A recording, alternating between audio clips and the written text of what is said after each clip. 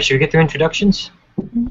Okay. Good evening, everyone. Thanks for joining us on this Hangout on air. This is a live Hangout. It'll be recorded as well and posted on YouTube. But we thought we'd try something a little new for EdChat High.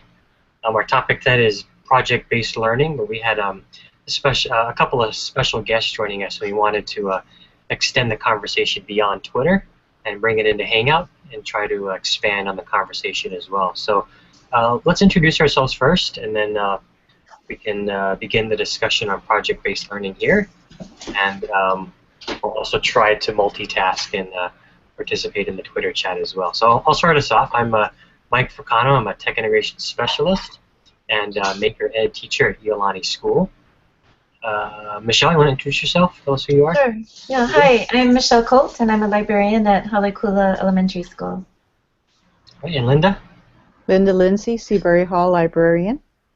All right, and we are your EdChat High moderators behind the scenes of Twitter usually, but we're joining the Hangout tonight. And we got two special guests joining us from SEEKS. Is that how you say it? Yep. Mm-hmm. I'll let one of you tell us a little bit about the school that you teach at. But Nate, you want to introduce yourself first? Tell us who you are and what you do. Sure. My name's Nate Malinowski. I was a founding teacher at SEEKS. This year, I'm actually up in San Diego doing a master's program with High Tech High. Ooh, awesome. But the goal is to return to SEEKS next year and continue the work there. I visited High Tech High in San Diego last year, and I was blown away by all the things they're doing there. So I'm super jealous of you right now. Thanks for joining us tonight, Nate. We appreciate it. And Buffy, want to introduce yourself? Sure. Can you hear me without my headphones? Yeah, loud and clear. I'm Buffy Cushman-Pates, and I'm the school leader at SEEKS, which is the School for Examining Essential Questions of Sustainability. The public charter middle school here in Honolulu. We currently have 6th through 8th grade students, though someday we hope to be 6th through 12th grades serving school. I'm the founder of SEEKS, so we're in our 3rd year of full, we're in our 6th week of our 3rd year. Nate's been with us from the beginning. This year, he's off learning more and sort of getting a chance to cross-pollinate, I think, for us in terms of the kinds of project-based work we're doing at SEEKS, kinds of project-based work they're doing at High Tech High, and where there's overlap and opportunities for learning and growing. One of the things we do differently at SEEKS is that our project-based learning is really intentionally student-driven. Cool. Awesome. Thanks for joining us today, Buffy. Really appreciate it.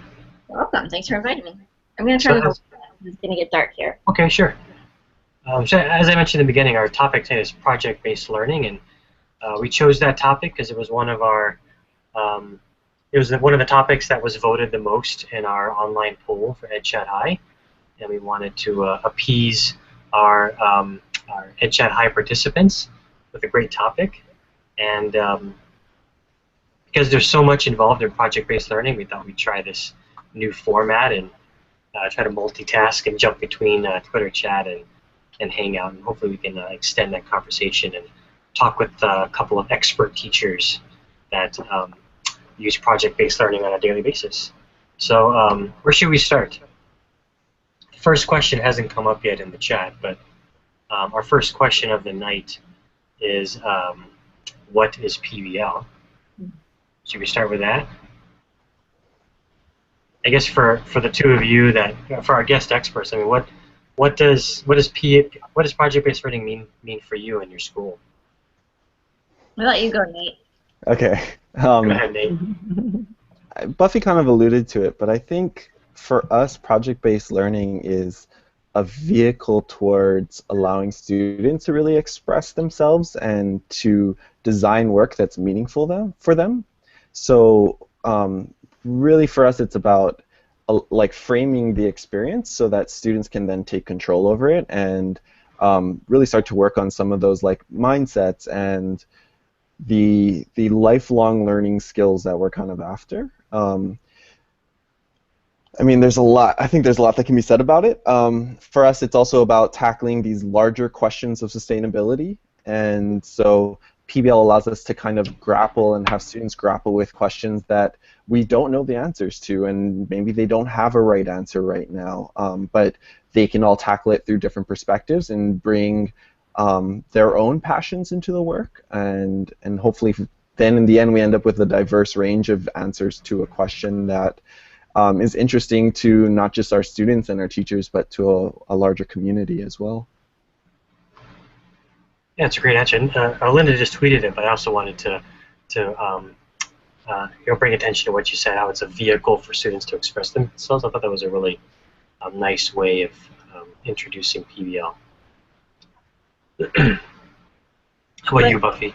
Well, I actually want to sort of build on what Nate was saying, that kind of drawing a contrast between what typical PBL is and what we do at SEEKS. And I'm not sure if that's what you expected from us tonight, but Yeah. typical project-based learning is teacher-driven. So it's a teacher coming up with a, there's the 6 A's of project-based learning: authenticity, all of them, because it's not necessarily what's driving ours, although I think they're all there. But typically, project-based learning is trying to be multidisciplinary and trying to get students involved in the real world. And ours is doing that too. But typically, project-based learning is a teacher comes up with a project and then helps guide the students through it. At SEEKS, we've taken on the challenge of trying to help students drive their own projects. That way, they really get to hook into their own interests related to a big general topic that we expose them to content related to that, and then let them drive their own projects. And so the elements of project involve working with community experts, having an authentic audience at the end, and using multidisciplinary approaches. And it's a lot about project management too. That's a really, managing projects is, I think, one of the most important skills that comes out of it. It doesn't come right away. It comes over time. So how do you get students to choose their own projects then? I'm sure that's got to be a challenge for every student and every teacher. It is. I'll start with it. I'll just sort of describe our general model, and then Nate can build in on it, because Nate's been a teacher in our EQS, whereas I've been sort of helping envision it and lead it, but I haven't actually taught it because that's not my role. But basically what we do is, I'm going to give a specific example. One of our essential questions of sustainability right now is, how can we make Hawaii more food sustainable? And so we take students on field studies out into the real world and expose them to experts in the disciplinary content, or experts in the real world doing the work. So at the beginning of our semester, this semester, we took students to Pioneer Farms, which is kind of a big agriculture farm, and then 2 days later we took them to Ma'o Farms, where they got exposure to organic agriculture and people trying to be more community-based. And they got to, we're taking them there with no judgment whatsoever, just saying, absorb, get exposure, ask questions, and we have experts come in. We've had experts from Ono Pops come in, because Ono Pops are really committed to using locally sourced ingredients, and the Oahu Fresh folks who do a community-supported agriculture. So really exposure at the beginning to a lot of people doing work in the related field. It's that hook that happens at the beginning of project-based learning.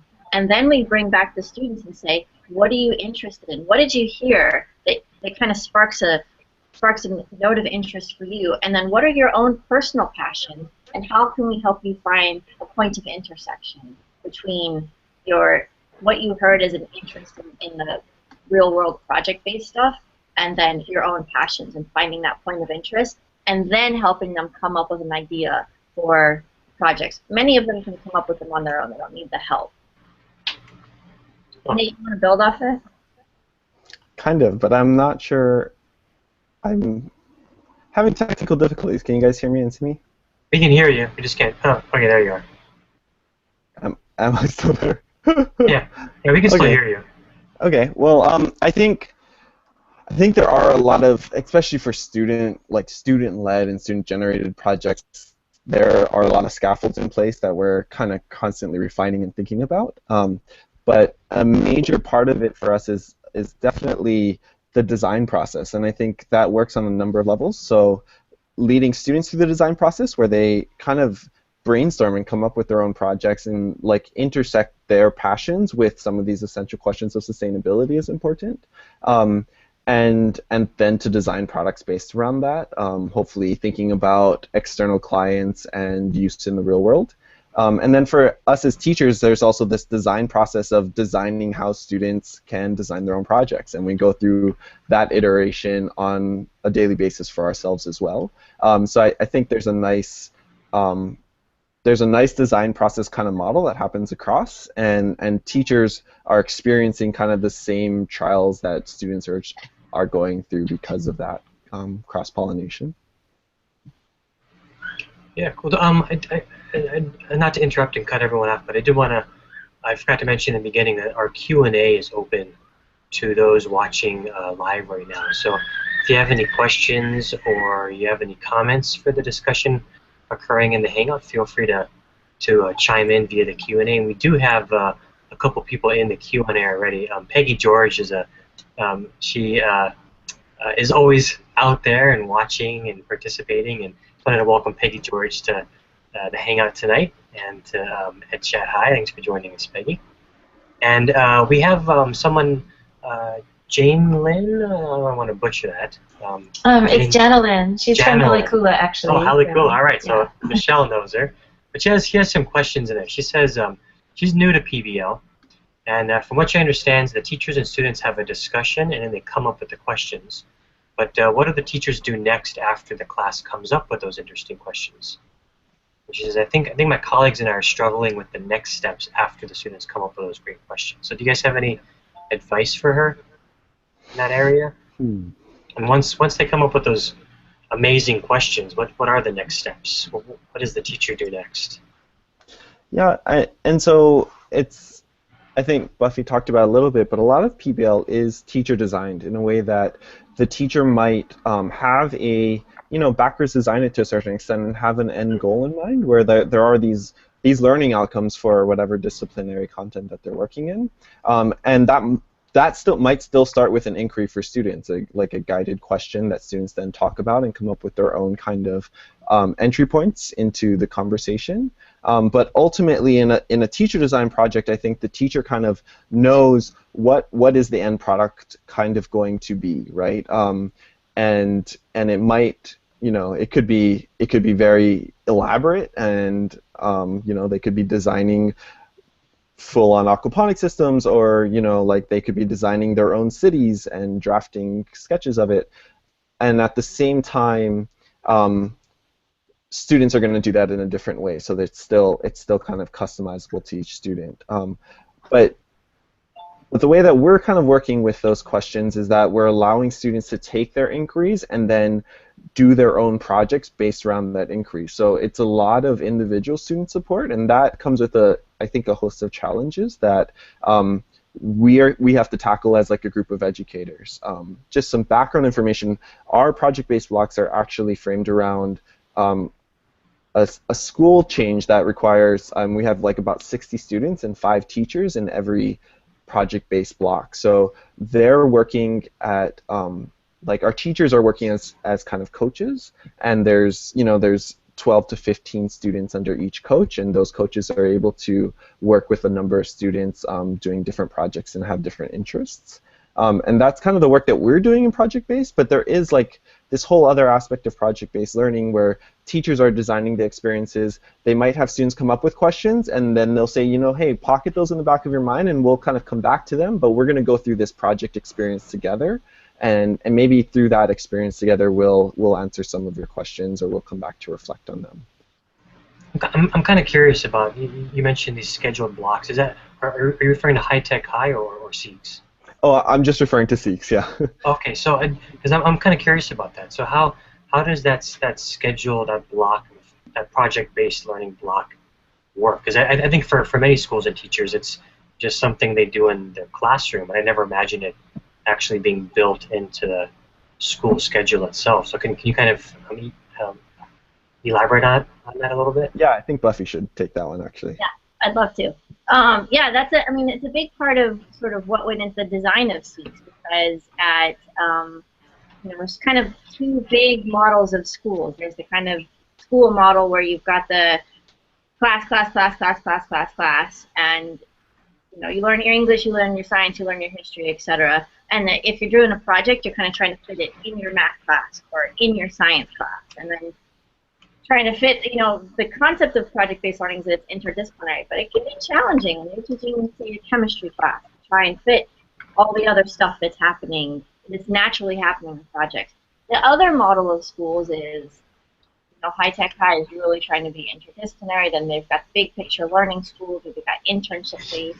But we try to kind of take the in-between road. So our schedule at SEEKS is the morning blocks are math, science, English, history, and right after lunch we have arts. So the students learn the skills and tools of the disciplinary content areas during those blocks. But in the afternoon, we have a 2-hour block of time. But like Nate said, it's 50 to 60 students, 5 teachers representing English, science, math, history, and arts. And they co-teach this project-based block, this essential question of sustainability block. So the idea is that instead of taking a project and trying to find ways to get the disciplinary content, the interdisciplinary approach, we're saying you're learning the skills and tools of the disciplines in those morning blocks, and then you're applying them in this afternoon block. Yeah, that's cool. Hey, Mike, there's a Yeah, question sure. from the Twitter stream, too. Caleb is on the Big Island, and he was wondering, oops, I just lost the question. In your pursuing student interests, how do you get the students to go beyond topics like sports and gaming? I guess from his experience, he has kids who just, when they want to go for topics, they go for immediate things that lots of kids are interested in.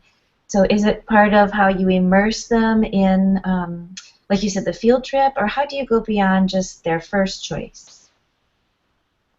Yeah, I think one is that I think we try and I don't know actually, maybe this will change, but if there's a true connection between sports and gaming, I think it's authentic to acknowledge that and let them use it. But on the other hand, I think the way that we set up the students doing their own projects is by these immersive experiences. So going on field trips and talking to practitioners and people outside of the school and in the community who are doing the work. I think what we found is that students want to engage themselves in the work. They just don't quite know what some of that work is. So they know sports, they know games, they have fun doing those things. But as soon as they find out that people are like cleaning up invasive algae, they want to engage in that work as well. And just experiencing that and having the resources to go talk to those people is enough to engage a lot of students around that. I really love what you're saying because sometimes I've heard teachers say, oh no, my kids can't do passion projects or choice projects because they just they don't follow through or they don't know how to research. And yet I think it's kind of that we maybe don't always give them the support or the guidance or the structure or even, like you're saying, that immersive experience. Mike, I know there's a question in the Q&A, but I had one follow-up question for Nate and Buffy too, and I was wondering, as librarian, if they have an information process that they walk the kids through, though, like, so you have your immersive experience, and then do you build in time for them to ask questions, to explore answers? Is there kind of a process you go through, or does it differ every time? Yes, we have a process, but I think Nate should describe it. Trying to figure out like exactly this information process, but one is that through that, what we call it EQS camp, so Essential Questions Sustainability Camp, and while they're doing that, they're kind of they're doing kind of the research and the note taking, and they're talking about it in small groups and share outs and trying to process those experiences together.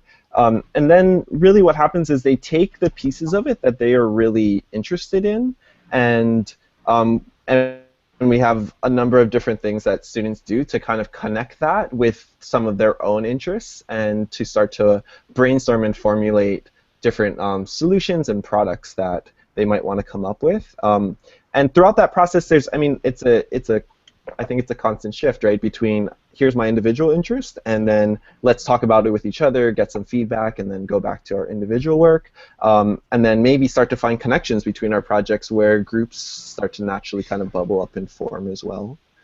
I don't know if that answers your question. No, definitely. And what I hear you saying too is that you give the kids time to communicate with each other, to reflect and think critically about their findings, and I think that's really exciting. Mm-hmm. Yeah, definitely.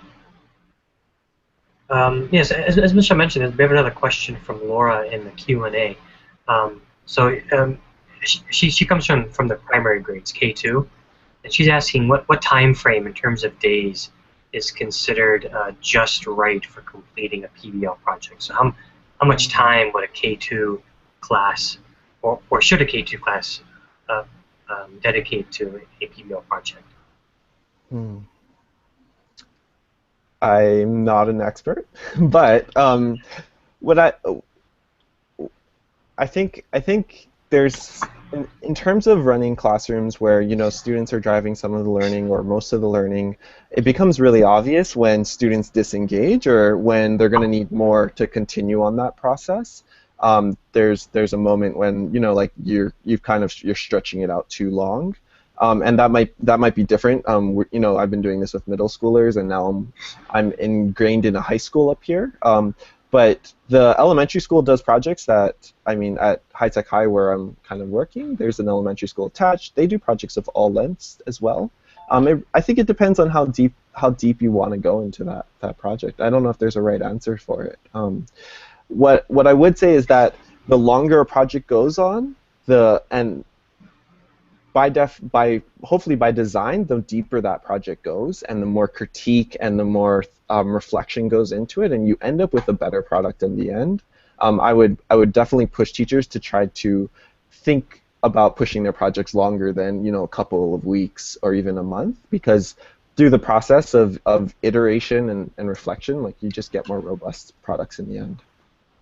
But I think that I think what matters is sort of how you frame the project and where it's coming from, because if you have an idea from a project, I'll assume in the primary grades that it's a teacher-directed project, if that seems like a fair assumption, and in which case the question that the teacher needs to ask herself is, what do I want them to get out of this? Like, what's my hope for outcome? And really begin with that end in mind.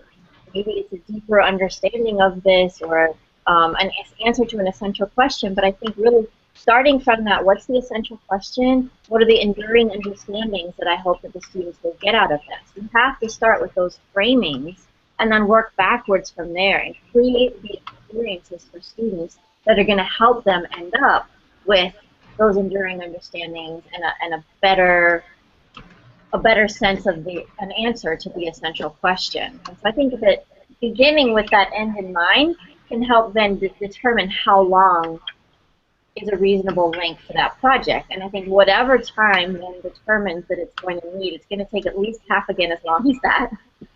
So keeping that in mind. But beginning with the end in mind, I think, is how you need to design any project. And that's even what we do with our student-driven projects, our student-driven essential questions of sustainability. We still start with, what do we hope that they know and are able to do at the end of this course, basically this EQS course? That's how we do our projects. But we do begin with that end in mind and then backwards map from there. A lot of what we're trying to do is really about skill building, collaborating productively, creating quality products, looking for feedback, being able to present. All of those things are really important parts of our project-based block. But that's because we have 8 hours a week for a whole semester to do it. If you've got a smaller scale, then scale back the hopes. I think too, with a lot of schools, they have to hit those standards, right, in every subject. So how do you ensure in PBL that the projects they're working on hit all of the different subject areas and all of the necessary standards, or can you? I mean, I think that's a huge challenge for a lot of teachers, and that might turn them away from PBL because of the requirements placed on them. So how are they able to address that kind of challenge? Can I try? I want to just say that I think it's not reasonable to expect that a project is going to hit all the different standards in all the different subject areas. So again, I would say beginning with the end of in mind. If you're doing a science project in a science class, then start with your science content standards that you're hoping that you can hit with this project and work backwards from there. And maybe you find along the way that you're going to hit a couple of math standards and a couple of English standards. But beginning with the whole kitchen sink as your end goal is not, it's going to overwhelm. It's going to prevent people from wanting to engage in project-based learning, I think. Yeah. Cool, okay. I think the question two is why go PBL? I think we've addressed that in a lot of conversation already. Because it's how people learn. It's Yeah. how we learn in real life. Because all we do in real life as adults is projects. There's nothing that we ever learn that's not really based on a project or an experience. I feel so strongly about that projects are real life. And that's what we need to prepare students for. Yeah. I think one question I had earlier is would you consider project-based learning and problem-based learning the same? Nate, you want to take that? Yeah, I can attempt. I would say that problem-based learning a lot of the times in the way that I actually hear about it is very much like monodisciplinary, right? It's like we're gonna pose a problem within a specific discipline and then ask students to kind of grapple with it. And there are a lot of similar skill sets when students are asked to do that. And I think there's a level of engagement that's useful for posing problems to students and allowing them to then go through a process of discovery and to build knowledge from their own experiences. It's all really good stuff. I think with project-based learning, a lot of the times we're looking for another step. We're not just looking for like uncovering a problem, but creating something out of that, right? And hopefully creating some kind of product out of that that's meaningful to a wider audience. So I think problem-based learning is very useful at certain times, but it doesn't actually go that one extra step to creating a product, to using all of the different disciplines to do that, and to doing something that probably reaches beyond the school into the community. When you talk about like a project where you go into the community and you learn about sustainability in terms of food, do the students often come to their own conclusions about the problems that exist, and then their projects are then based on those problems? Yeah, for us, it's that exposure is really important. So one, they're talking to community members, they're interacting in some of the work that community members are doing, but we're also having them read articles about the issues, right? And we're having them look at it through different lenses, in different contexts, rather not just going on in the community, but reading about some of the issues and having these discussions where they start to dissect and hold inquiries around them, and so they start to define those for themselves for sure. And it's just the location of their inspiration it could be from their family experiences. It really can come from anywhere, I think. I can tell you specifically of a conversation I had with a student who came back from the field trips, the food sustainability question field trips in particular. She came back to me and said, I think that lots of people want to do lots of different things on this island. We want to have places where we can go swimming. We want to have places where we can live. We want to have places where we can have businesses. We want to have places where we have farms. And so I think we should designate different parts of the island where different things are for different purposes. And I said, that's really that's great thinking. Guess what? That kind of already exists. And it's great that she came to that on her own, thinking about that, right? And I said, that already exists, but just so you know, I want you to know that there's actually some controversy over that right now. And there are people that are trying to start using ag land for other purposes, and there's starting to be some overlap in those things.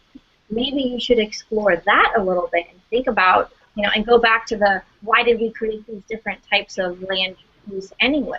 So that was her coming up with kind of her own solution, and by that recognizing a new problem that then she can drive her project. Okay.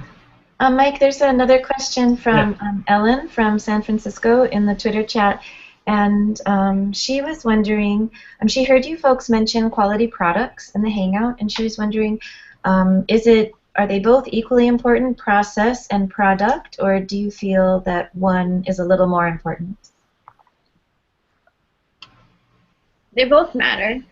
I would say that we're right now, I think that we're focused more on the process than the product. Because process skills are transferable in the long run. Yeah. And then you folks are a charter school, and I'm sorry, I don't know too much about funding of DOE charter schools, but there's another question in the Twitter chat where Caleb is kind of wondering about supplies and resources. He's suggesting, and I'm wondering this too, seems to create a high quality product, you might need money for resources, or even to take your kids to these immersive experiences.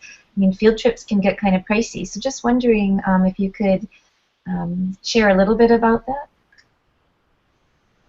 Sure, and just a clarification, we're not considered a DOE charter school, we're considered a Hawaii State charter school. Oh, okay. Because there's two different, there's like this branch of the state government that is the Board of Education and the Department of Education, and then charter schools are another part of the state budget, and there's a charter commission and then all the various charter schools beneath that. So we get our funding directly from the state, not through the DOE. But Buffy, just another point of clarification. Thank you for that. Does that mean that you folks don't have to take the SBAC or HSA, or do you still have to do those requirements because you still fall under?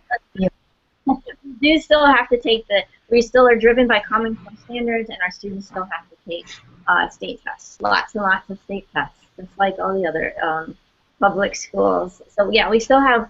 Basically, the concept of charters is here's what you have to use, and here's how we're going to test you, but everything in between, we get to determine what our curriculum is, what our school schedule is, how we run our days, that kind of thing. But our testing measures still are the same.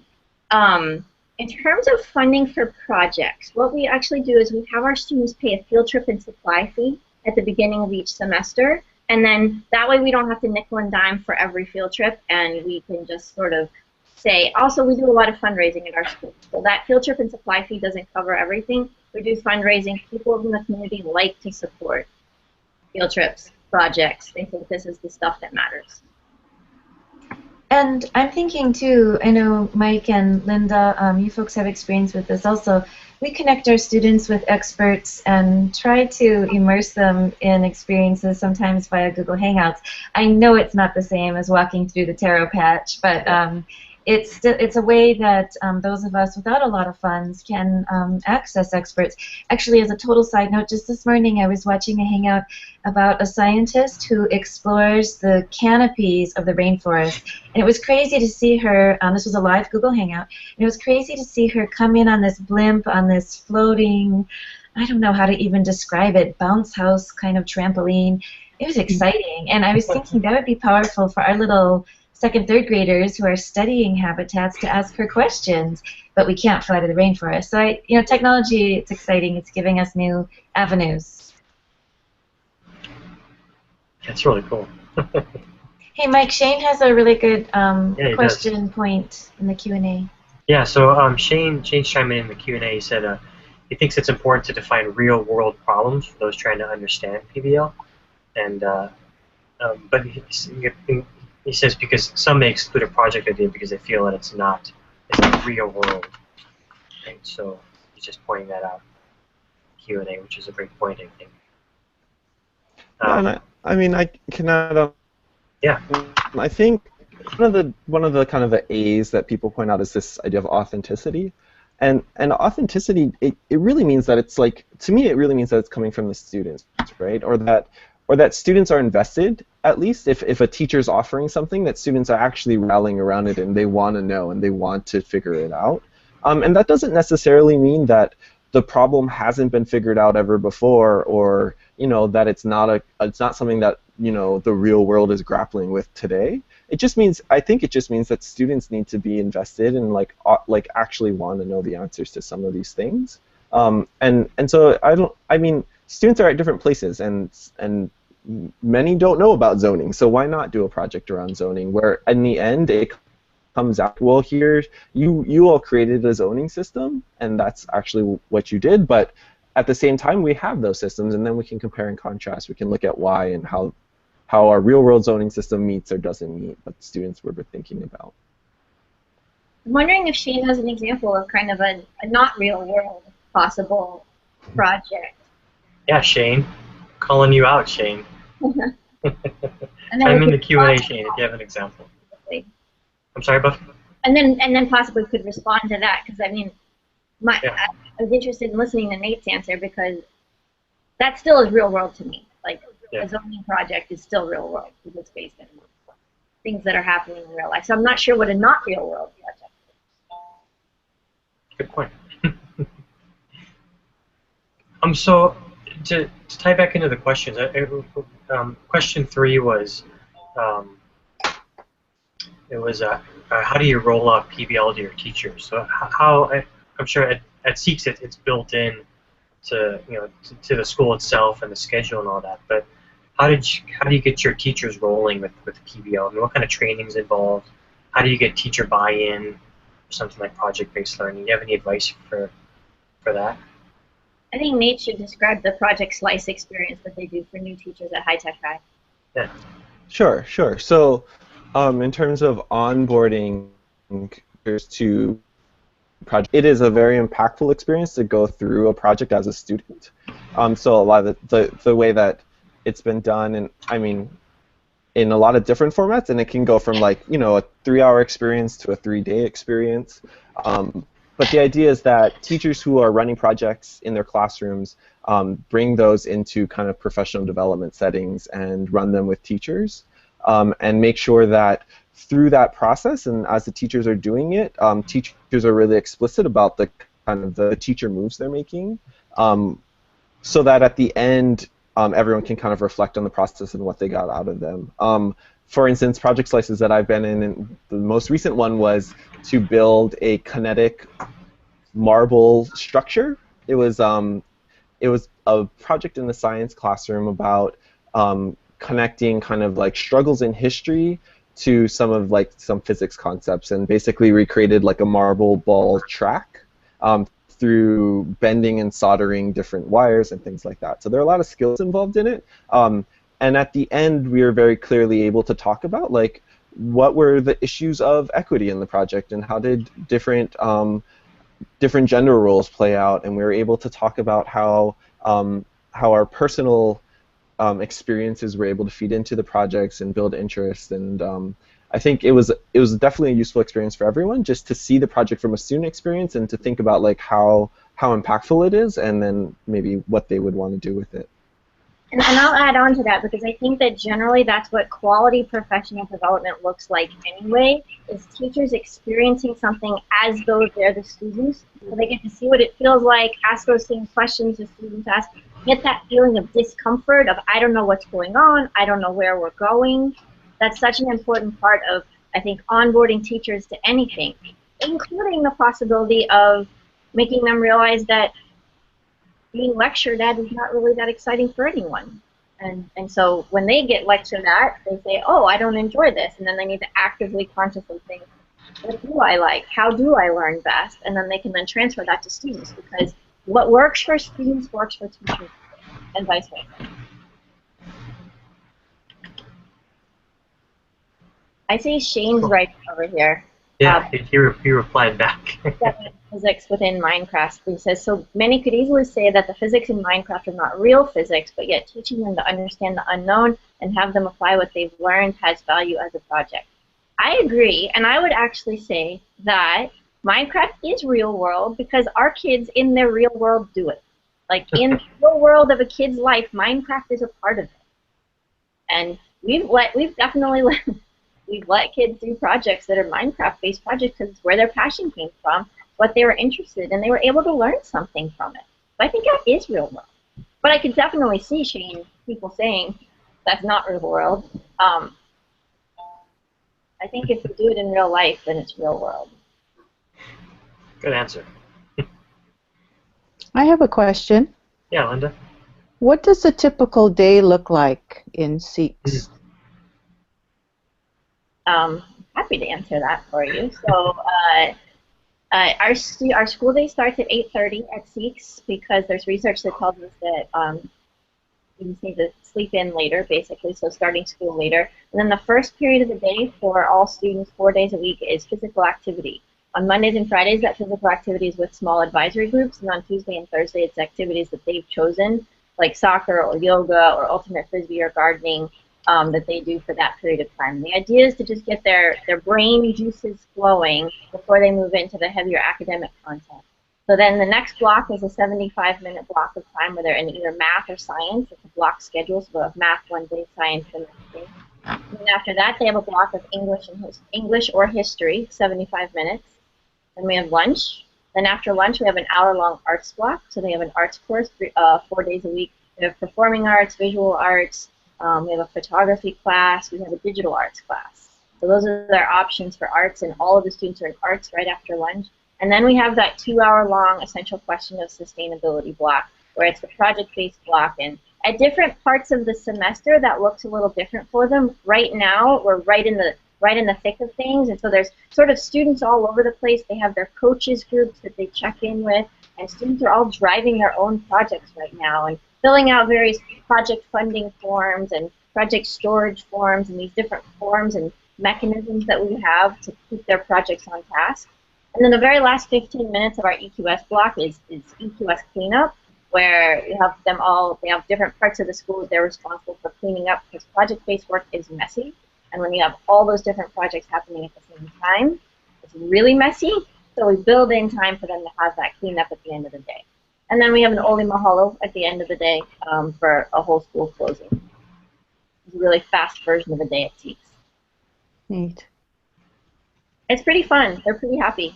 So. Yeah, it sounds like a full rounded day. Yeah, that's intentionally. Intentional in the design was thinking about how do people's brains work, and like, you know, doing 7 academic classes back to back to back is just boring, long, and the brain needs to shift to these different things. You know, after lunch you're tired. That's why we built arts after lunch, because it uses a different part of your brain. And then that project-based work in the afternoon, and you don't want to sit and listen to someone, but you want to actually engage and dig into something. So did I hear you correctly in saying there are 60 students, and how many teachers? 5 or 6. 5 or 6. So is there a time that the 5 or 6 teachers get to talk to each other, and how does that work? Absolutely. So every day that we have EQS block, so those it's basically an hour and 45 minutes is the block of time, and then there's 30 minutes built into the teacher's day after that for EQS debrief. So those teachers that are co-teaching have 30 minutes a day, every day, built in as a co-planning block with each other specifically. They have other planning in the day as well, but that's that block that is explicitly for co-planning EQS. I think that's the most important thing, is having that structure to be able to talk. Absolutely. Otherwise, it won't work. They couldn't do it without it. And so that EQS debrief happens 4 days a week. 1 day a week, all of the different EQSs come together, and we have one whole meeting where we're sort of touching base of what are you guys doing over there? How's your progress over there? What are your students doing here? So they can learn from each other. We just had that today. On Monday afternoons is when we had that whole school EQS debrief. Fantastic. But I completely agree that the most important thing is the teacher prep time. In our school day, when the math and science teachers are teaching, the English and history teachers have their prep block. And when the arts teachers are teaching, all of the academic content teachers have a leadership role in the school, and they basically have another prep block during that time to be doing their leadership work. So there's a lot of teacher prep time built into our day, which is so important because we're asking a lot of our teachers, and they're having to use their brains in much more complex ways than if we just had the same class that we were teaching over and over and over. So do you use computers a lot for their research and such?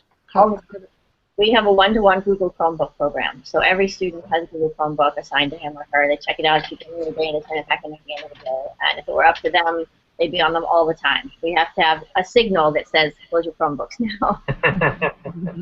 Because they use them for everything. In their English and history classes, they don't turn any paper in. They only use Google Classroom. They use Google Docs. Yes, we're very technology. Thank goodness for Wi-Fi. That's great. So, you know, Buffy, for a school that a school whose mission didn't begin the way Seeks did, and it wasn't, you know, an invitation out to families. I realize you take many students. I mean, you're open to any students in that age range. But, you know, I guess what I'm saying is for an established school, and maybe for a school that doesn't have time for that professional development on a daily basis, how would you suggest they start out doing project-based learning? What would be some baby steps you would suggest? I would start, and Nate, you can feel free to add into this if you have ideas too, because like, you're right. I know that we have such an advantage by being able to have people select into our school in terms of teachers. The teachers are choosing to work at our school, and they're buying into our model when they come to our school. And I know that not everyone has that advantage. I would start with understanding by design. You know, the work of Grant Wiggins and McKee, starting with essential questions and enduring understandings, and sort of that backwards planning from what do I want my students to know and be able to do. And I think when you really look at performance standards, you realize that you can't teach your kids to collaborate productively, or some of the deeper learning skills can't really be done without projects. And so when you start with that end in mind, that's what I would do. If I were in a school where I didn't have necessarily all the time and the support and the people around me doing it, I would say, well, what do I want my kids to be able to do, and how do I get them there? And start with small nuggets. So if I want them to be able to do these 3 things, and we're going to try and work for that. The work that I'm doing currently is about, I guess, a branch of research now that's called improvement research, and it's kind of being taken from the medical field, but the idea behind it in education is that oftentimes we try to do these big general sweeping changes that kind of flop and, you know, leave teachers and educators like really disengaged with kind of the change mechanisms that we go through. And so what they really recommend is that through a leadership perspective, at least you start really small, and it's, you know, engaging a couple teachers in your school that might want to start to do some of this work, and supporting them to do it, and then having them start to share out best practices and maybe talk about it with others, and to really have it be a grassroots, a ground up kind of effect. And then I think from a teacher perspective, if it's something you want to do, there's a lot of support online, and then I think if you were to approach the leadership in your school, you could gain a lot of support as well. But I would definitely recommend starting small. It's easy to think like, oh, this school started from the ground up and it's a whole school structure and we'll never get there. But I think progress can be made if individual teachers and individual leaders start to make small changes. Thank you for that. I really loved your responses, both of you, and I really want to apologize if my question sounded snarky in any way. I just know, you know how teachers will say, but that's not our situation. So that's the only thing I was trying to get at. And you know, I know our teachers are also wondering one other question, so I'm not sure how you folks feel about this, but do you ever put on your school site, or do you make available any of your units that you folks have, or projects you've worked through, that other teachers could use as references? I want to respond to what you said before, which is, and then answer that and say first that I think it's really, like, I'm so glad you asked, because we know that we have something different at our school, and that's by design, it's intentional, but that doesn't mean that there aren't things that are transferable about it, and we're trying to sort of take it to the next level and see where could it go when we've got to the student-driven projects. But that being said, because our projects are student-driven, there's actually not a lot that we couldn't, in the way that you described it, Michelle, we couldn't necessarily like write up a unit, because our units are, you know, go on these field trips and then let the students take it from there. Yeah. Let me ask my question a better way, because I definitely see what you're saying. Would you folks be open to, or maybe you already have and I just haven't seen it, to having your students share their projects with other schools or students, maybe via Google Hangouts. And I don't mean a long hangout, but just kind of, hey, this is what we did. These were our questions. This was our immersive experience, and we want to share this with you, because I think that the learning your kids are doing is incredible. And in some ways, it's kind of similar to what my kids are doing at a private school in Wahiwa, and I've just seen how my kids grow so much through these experiences. And like you're saying, we're trying to recreate parts of this at our school. I definitely know teachers at my school are doing some of these things, so it's so exciting. But we'd love to connect and hear from your students directly, even. Or I bet Linda would like to have them on her Google Rocks Hangout. I would love to. Yeah, but do your students document? Especially since you're one-to-one Chromebooks, I would be interested in that aspect to start off. Perfect for Google Rocks. Oh, I was just saying, like, so do you require your students to document the work that they conduct and the projects they create? Is that available for the public to access? Well, I'm going to go with two things. One, not yet. Partly because our students are under 13 in the room, and so we're trying to be conscious of their, presence on the web, and we're trying to be super conscious of that. But number two, in answer to your questions, Michelle and Linda, that our students love sharing with other people. So they would be thrilled to do a Google Hangout, thrilled to have a conversation with you, thrilled to show you what they're doing. As a matter of fact, we require that our projects have some sort of communication component to them, sharing out. We have public presentations of learning at the end of each semester, so that's built in naturally, but we also like them to, one of the questions we studied last year was, how does transferring knowledge worldwide help Malama Honua, where they followed the voyage of the Hokulea, but really thinking about it through the lens of transferring knowledge. So many of our students did projects that would create a website, go to another school and tell them about what we're doing, things that we're really pushing out into the community, so they thrive on it and would love to connect with your students. The short answer. Long answer. That's great. Thank you. I think it fits in, though, also with just the idea of, like, project-based learning, right, is this idea that you have You're freezing up. schools where we can engage with others. Oh, no. Can you repeat that, Nate? Can you say that one more time from the beginning? Am I back now? Yeah, Yes. you're good. You're good now. Okay. I just want to say the part of the rationale behind project-based learning is that it does engage an audience that's outside of the school. So the more that we can connect our students to each other, and the more that we can have exhibitions where community members come into the school to see what the students are doing, these are things that are like critical components to the projects. In terms of like documenting and sharing out, all of our students have, right now they're private, but they all maintain a portfolio of their work, and it's on, and it's done through Google Sites, and they have to use that portfolio of work to kind of defend their readiness to move on to the next grade. So that documentation process is a part of it, and sharing it out with audience members is just, it has to be a part of the work, or it's not meaningful. Hey, oh, sorry, Linda, go ahead. No, I was saying the adults could come on and talk about the students. Would that work? For a Google Hangout? Here's what I'm talking about. Like, we talk about all the things that are great about project-based learning. I think that one of the really important challenges to just name is that logistics become really complicated. And especially when you have a whole bunch of different projects happening. But what I'm thinking about right now is, like, who would I connect you to? Which students would I want to do it with? And, like, which teachers? And maybe we need a sign-up form. And just all of those little logistical things are just things that take time and energy, and finding those connections. I think it's just worthy of naming that is one of the hard parts. Worth it, but... Yeah. And that was one of our earlier questions. What are the barriers to PBL? Time. Teaching time. Which is a challenge for every teacher in general, right? Exactly. Teachers are already working, 18 hours a day. That now throw in the complexities that come with this is, it's a real challenge. Yeah.